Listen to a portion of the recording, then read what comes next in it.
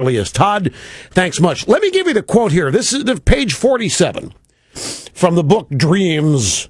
What is it? Dreams of, dreams for, dreams by, dreams did. What is it? Dreams of my father. What? He said, that's what my last 2 years in high school had been about. After Ray went off to junior college somewhere, and I had set the books aside after I had stopped writing to my father, and he'd stopped writing back, I'd grown tired of trying to untangle a mess that wasn't of my making. I'd learned not to care. I blew a few smoke rings, and remembering those years, marijuana helped, and booze, maybe a little blow when you could afford it. Not smack, though. Smack was heroin. I didn't do any of that. But he's admitted in his book here. He talks about getting into Columbia and law review and so forth, and never have to write anything.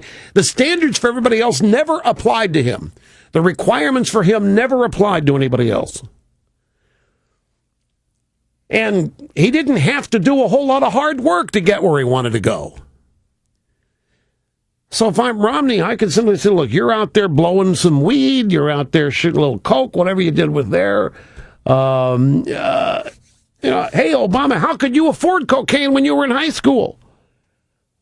And while you're out doing all of that, basically checking out of life, I'm in the process of creating jobs, saving the Olympics, and all this other stuff.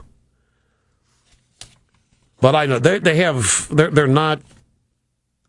I'm not under any illusion, folks, that they're going to go after Obama that way. They are convinced that it wouldn't work. They're afraid of what the media would do if such an attack on Obama were. But it doesn't have to be an attack. Doesn't have to be an attack. All it's got to do is be a quote from his book. You know, Obama was so middle class, taking month-long vacations on Greyhound buses and staying at Hojo's.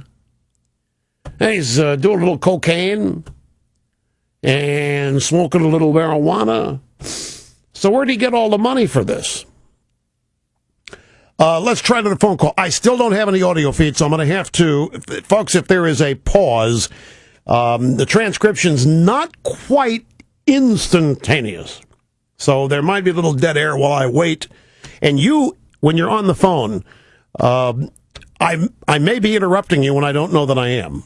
So if I start talking, you hear me, be quiet, because I can't hear you. Here's Greg in Lebanon, Ohio. You're next on the EIB network. Hello. Hey, Rush. How you doing? I just wanted to call and tell you that I think Obama might be onto something here about how somebody has helped somebody else get successful in business. Because I've been listening to you for about 20 years now, it's going back to about 1990, and then in that time I opened a business. We ended up having to close that down, but we got ourselves back on our feet, and we reopened business about a year and a half ago. And I'd like to thank you for all the times that you've pumped me up when various entities just want to kick the crap out of you. And I've been listening to you for a lot of years, and I think he might be right. You've helped me a lot. Well, I really appreciate that. I thanks very, very much. But don't forget, you're part of the equation here too, and you got yourself back on your feet. See, if I were Obama, I would take total credit for everything that you say you did. I'd happily take total. If you were calling Barack Obama, it'd be thank you for recognizing that you couldn't have done it without me. And all other people that came to help you, and so forth and so on. But people like you, I consider people like you to be the people who make the country work. And so I'm gratified when you call and tell me these things. I thank you very much. I appreciate it. Bob in Boca Raton, Florida. You're next on the EIB network. Hello.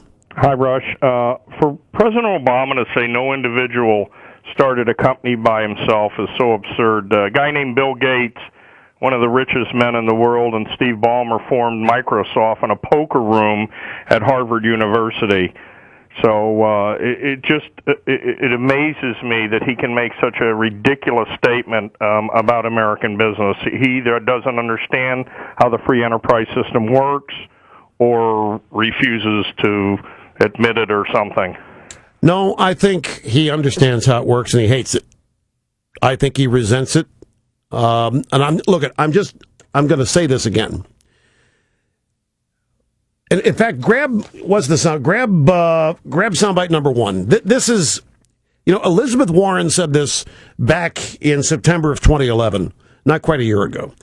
Was she running for the Senate up in Massachusetts? And it's one thing for some doomcough senator who thinks that she's a Native American to run around and talk this way, a Harvard professor. But here is the president of the United States, who was essentially, this Friday night in Roanoke, Virginia, who was essentially telling successful, achieved people, which is a lot of people in this country. It's not a small club. For this country to have become the world's superpower, a lot of people had to do great things.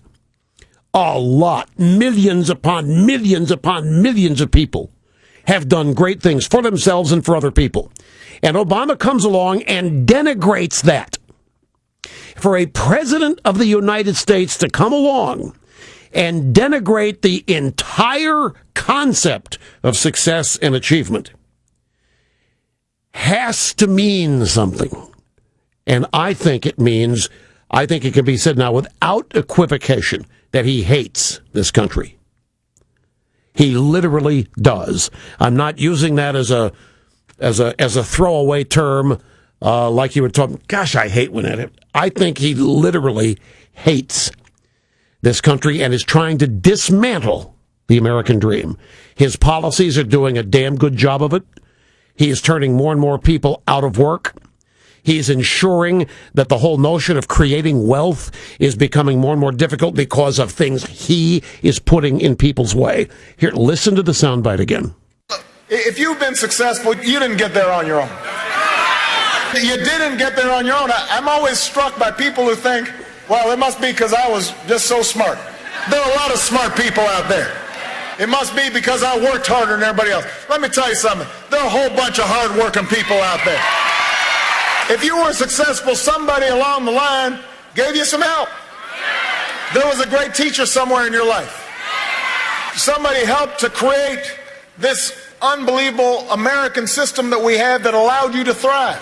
Somebody invested in roads and bridges. If you got a business, you didn't build that. Somebody else made that happen. The internet didn't get invented on its own. Government research created the internet. So then all the companies and think of this for a minute here, folks. If you've got a business, you didn't build that. Somebody else made that happen. Well, that presumably is somebody who wasn't there. Somebody who wasn't there, obviously by definition, made your business succeed. Made it possible for your business to succeed. You didn't build that. If you've got a business, just of all the things in this he said, and I could go line by line and analyze each one, somebody helped to create this unbelievable American system that we have that allowed you to thrive. Yeah, well, who? Who helped to create this unbelievable American? Were the founding fathers? Okay, that allowed you to thrive. Somebody besides you made it possible for you to have good luck. Somebody invested in roads and bridges, the infrastructure. You couldn't have done it without people doing that first. If you've got a business, you didn't build that. This is not an accidental statement from someone who doesn't understand how things work. This is not the statement of an ignoramus. This is not the statement of somebody ill-educated. This is a purposeful statement of criticism and attack of successful people who have achieved something. If you've got a business, do you understand now why he's not coming up with policies to help you grow your business? That Obamacare and all these other policies that he has in mind are there to punish you because you don't deserve your success, because you have done it on the backs of other people. You have stolen somebody else's property, or you have stolen their labor, or you have used their work and not compensated them, and you're not properly appreciative. If you've got a business, you didn't build that. Somebody else made that happen. Folks, I think it has to be said without equivocation. This is a man who hates this country. And he's trying to dismantle the American dream. And I don't know how else to put it. It's not that he's an ignoramus. It's not that he's stupid. It's not that he's mistaken. It's not that he's got good intentions but just doesn't understand. He was indoctrinated as a child. His father was a communist. That matters. His mother was a leftist. That matters. He was sent to prep and Ivy League schools where his contempt for the country was reinforced. That all matters. That's real world stuff. His surrogate father, for all intents and purposes, Frank Marshall Davis, was a communist deeply resentful of this country. And then he ends up in Chicago with Reverend Wright. That matters. Bill Ayers, that matters. These are all people that reinforced, or if they didn't reinforce, they instructed. But we've got a radical ideologue here who does not like this country, the way it was founded, the way it was structured. Is not mistaken in his view of what makes the country great. Back after this.